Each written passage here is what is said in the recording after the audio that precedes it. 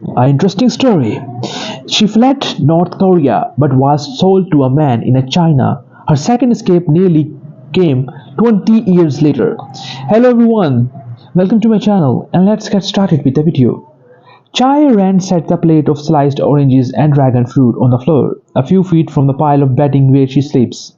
At 35 years old, she is starting over again, alone in a foreign country without so much as photographer or letter from her old life. Just a sparse room with a bare white walls, but it's home, and the first place she had to herself after a life lived in the shadow.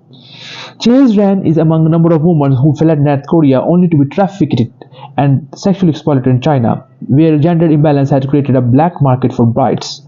She managed to stage second escape nearly 2 decades later through Laos and Thailand, but opportunity for others to take the same path have narrowed since the pandemic, leaving untold members of the North Korean girls and women trapped in servitude.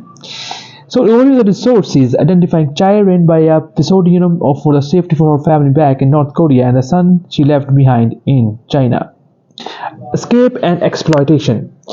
Chai Ran made her first escape after finishing high school. She did be assigned a job at a coal mine like her father and most people in their village near the Chinese border, but the teenager did not want to spend their life doing hard labor. She seen other villagers crossing the river that separates North Korea from China to find work and wanted to help support her family. So one day, without telling her mother, she and a friend left home with the with the help of a broker. So people who plan and facilitate the journey.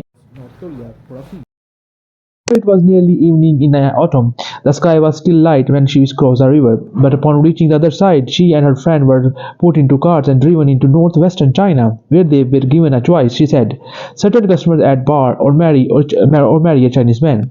I wanted to cry, but I knew nothing could change even if I did, she said, speaking in a Korean conversation. I think I could not work at a bar, so that left me only one option, marrying a Chinese man. Shortly after, Chai Ran says she was separated from her friend, who she never saw again, and introduced to the man who had bought her, a Chinese farmer 8 years her senior. I didn't like the man because he was short, but I didn't want to be sold again, so I stayed quiet. And she said she was brought to the man's village in the mountains of the northwestern Hebei province, close to the capital Beijing. Honestly, they seemed poorer than my family, she said. The houses in the village were made from mud and stones, and the windows did not even have glass but thin papers. Since she could not speak Chinese, she could not communicate with the farmer for his family. She felt she could not run away. That was 17 years ago.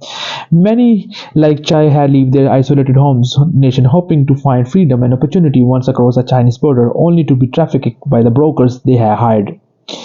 So, men far outnumber women in China, largely due to its former one-child policy and family's traditional presence of her sons. Human trafficking are reportedly attempting to fill that gap by selling North Korean girls and women, some into marriages while others are enslaved in brothels or made to perform graphic acts on webcams, according to the researcher. So guys, this is all in this video. I hope you guys like. Thank you so much.